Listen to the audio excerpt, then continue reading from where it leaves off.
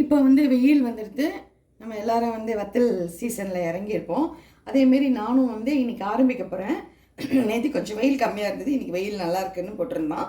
அதனால வந்து நான் ஆரம்பிக்க போகிறேன். இப்போ பார்த்தீங்கன்னா இந்த டம்ளரால் 4 டம்ளர் வந்து இது முதல் மிஷினில் வந்து என்ன பண்ணியிருக்கேன், நான் 2 கிலோ வந்து மாவு அரிசியும் 1/2 கிலோ ஜவ்வரிசியும் கணக்கு. நீங்கள் அதில் 1 கிலோவில் வந்து பாதி ஜவ்வரிசி கூட நீங்கள் போட்டுக்கலாம். அந்தமாரி வீதம் போட்டு மிஷினில் வந்து இந்த மாதிரி வந்து மாவு வந்து அரைச்சின்னு வந்து வச்சுருக்கேன். இப்போ இதில் வந்து 4 டம்ளர் மாவு வந்து அளந்து வச்சுருக்கேன். 1 டம்ளருக்கு வந்து 1.5 கப் தண்ணி. அதுமாரி இந்த பாருங்கள், குக்கரில் வந்து தண்ணி வந்து நல்லா கொதிக்கிறதுக்காக தண்ணி எடுத்து வச்சுருக்கேன். அளந்ததுலேருந்து 1 டம்ளர் வந்து தண்ணி வந்து நம்ம மிளகாய் அரைக்கிறோம் இல்லையா, அது மிளகா அரைக்கிறதுக்காக அந்த தண்ணி எடுத்து வச்சுருக்கேன். நான் வந்து இந்த 1 கிலோவுக்கு வந்து 100 கிராம் மிளகா வந்து கரெக்டாக இருக்கும். கொஞ்சம் பிரண்டை சேர்த்துக்கோங்க, ரொம்பவே நல்லாயிருக்கும். நான் வந்து ஒரு டம்ளர் கம்மியாக போடுறதுனால 50 கிராம் மிளகா வெயிட் மிஷினில் போட்டு 50 கிராம் எடுத்திருக்கேன். இப்போ வந்து இந்த ஜாரில் வந்து இந்த மிளகா பிரண்டை ரெண்டுத்தையும் ஒன்றாவே போட்டு அரைச்சின்னு வந்துடலாம். அரைச்சி நல்லா ஒரு இடத்துக்கு வடிகட்டி எடுத்து வச்சுக்கலாம். இப்போ வந்து ஜலம் பாருங்கள் நல்லா கொதிக்கிறது. 1/2 டீஸ்பூன் உப்பு போடுங்க. நான் எடுத்துருக்கிற அளவுக்கு ஒரு கிலோவுக்கு வந்து பார்த்திங்கன்னா 3/4 டீஸ்பூன் உப்பு போதுமானது.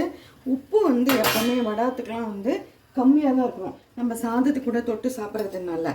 இப்போ வந்து நான் வந்து ஒரு 1/2 டீஸ்பூன் வந்து பெருங்காயம் போடுறேன். பெருங்காயம் வந்து போட்டிங்கன்னா நமக்கு வடம் காஞ்சி வரும்போதும் பொரிக்கும் போது நல்ல மணமாக இருக்கும். இப்போ வந்து இந்த பிரண்டையும் பச்சை மிளகாயும் ஏற்கனவே ஒரு தரம் வடித்து வச்சுருக்கேன். திரும்பவும் செகண்ட் டைமும் இன்னொரு தரமும் நல்லா வந்து வடித்து விட்டுக்கோங்க. நல்லது, ஏன்னா நம்ம பிழியும் போது கண்ணில் அடப்படாமல் இருக்கும்.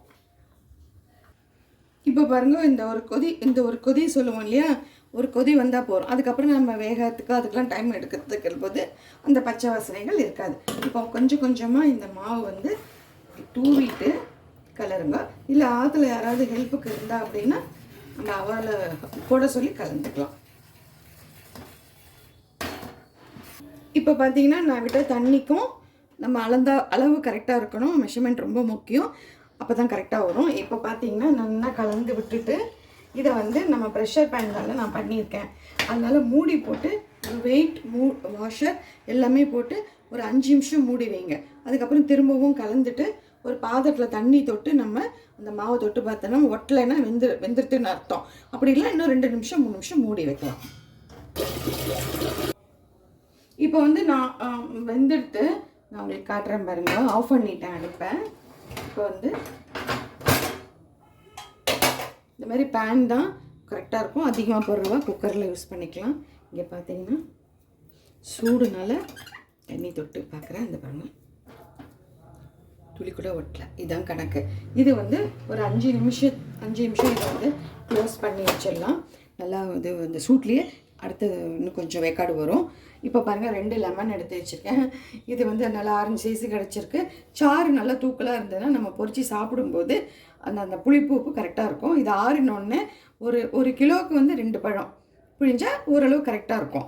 இதை வந்து ஆறினோடனே நம்ம பிழிஞ்சிட்டு நம்ம மிக்சிங் எப்படி பண்ணுறதுன்னு காமிக்கிறேன். இப்போ வந்து மாவு நல்லா ஆறிடுத்து நான் வந்து லெமன் புழிஞ்சி ஒரு 2 பிஞ்ச் உப்பு மட்டும் சேர்த்துருக்கேன். நல்லா கரைச்சிட்டு நம்ம வந்து இதில் சேர்த்துக்கலாம். நான் வந்து பெருசாக 2 பழம் காமிச்சேன் இல்லையா, சாறு நிறையா இருக்கிறதுனால நான் வந்து 1.5 பிழிஞ்சிருக்கேன். நம்ம நல்லா மாவு பிசைஞ்சு பார்த்துட்டு தேவைன்னா நம்ம வந்து லெமன் வந்து புழிஞ்சிக்கலாம். நம்ம வந்து உப்பு கம்மியாகவும் நம்ம நாக்கில் வந்து லெமன் வந்து கூடுதலாகவும் இருக்கணும். அப்போ தான் பொரிக்கும் போது கரெக்டாக இருக்கும். இப்போ இதை ஆறிடுத்து இனி தண்ணி விடுறது எதுவும் பண்ணக்கூடாது. இந்த மாதிரி கிண்ணத்தில் தண்ணி வச்சுருக்கோம் இல்லையா, இதை தொட்டு வச்சு நம்ம மாவை குழலுக்கு தகுந்த மாதிரி நம்ம தண்ணி தொட்டு பிசைஞ்சிக்கலாம். உப்பு புளிப்பு டேஸ்ட் பார்த்துட்டேன், கரெக்டாக இருக்குது நான் போட்ட அளவு. இந்த மாதிரி வந்து அச்சு வந்து ரிப்பன் பக்கோடாக்கு எடுத்திருக்கேன். இந்த மாதிரி நம்ம வந்து செட் பண்ணிடலாம். இப்போ பாருங்கள், இந்த மாதிரி பிழிஞ்சிருக்கேன்.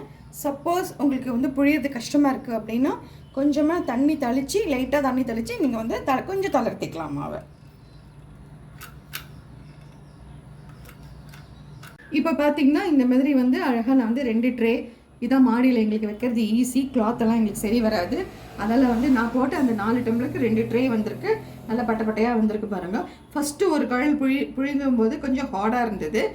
ஒரு அரிசி ஜவ்வரிசியை பொறுத்து நமக்கு தண்ணி இழுக்கும் இல்லையா, அதனால நான் விட்ட தண்ணி கொஞ்சம் பத்தலை. நான் என்ன பண்ணேன், அதுக்கப்புறமா தண்ணி லேசாக தெளித்து மாவை நல்லா நம்ம லெமன் போட்டு பிசைவோம் இல்லையா, அந்த ஸ்டேஜில் தண்ணி தொட்டு பிசைஞ்சு புழிஞ்சிருக்கேன். இதோ இந்த மாதிரி வந்திருக்கு. 2 ட்ரே வந்திருக்கு. நான் வந்து இந்த ட்ரேயில் வந்து நான் வந்து உங்களுக்கு முன்னாடியே இன்ட்ரடியூஸ் பண்ணியிருக்கேன். இந்தமாரி வச்சுட்டெல்லாம் ரொம்ப ஈஸி. காய வைக்கிறது, எடுக்கிறது, க்ளீனிங் ப்ராசஸ் எல்லாமே கரெக்டாக இருக்கும். அப்புறம் இன்னொன்று, நம்ம குழல் பண்ணுறோம், வத்தல் புழிகிறோம் இல்லையா, அந்த குழலை வந்து மறந்து போய் கூட அப்படியே வச்சிடாதீங்க. உடனே கட்டிடுங்க. முடிஞ்ச உடனே கட்டிடுங்க.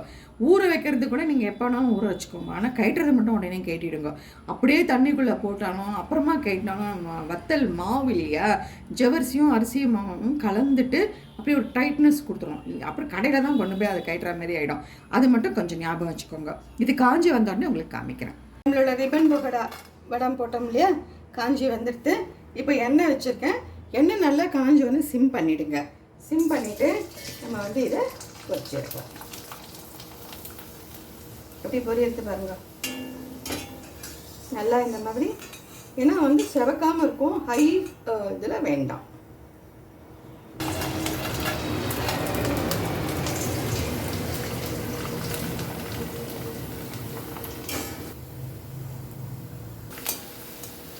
இப்போ நம்ம பாருங்கள் நல்லா பொரிச்சிருக்கோம் இல்லையா. பேஸ் வந்து இதே மாவு தான் உங்களுக்கு. இதில் வந்து கட்டவடம், ஓம்பொடி வடம் எல்லாமே நம்ம வந்து இதே மாவு தான்.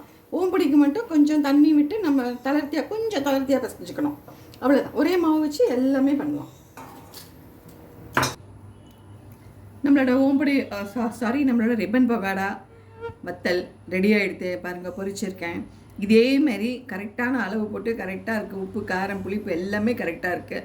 உங்களுக்கு எது வேணுமோ கொஞ்சம் முன்ன பின்ன சேர்த்துக்கலாம். உப்பு மட்டும் கொஞ்சம் பார்த்து சேர்க்கணும். அதுதான் மெயினு. இதுமாரி பண்ணி பாருங்க. வெயில் இன்னொரு 15 நாள் நல்ல வெயில் காயும். பண்ணி பாருங்க. நான் போட்ட இந்த ரிப்பன் பகோடா வத்தல் பிடிச்சிருந்ததுன்னா லைக் பண்ணுங்கள், ஷேர் பண்ணுங்கள். ப்ளீஸ் சப்ஸ்கிரைப் பண்ணுங்கள். தேங்க்யூ. பை. Take care.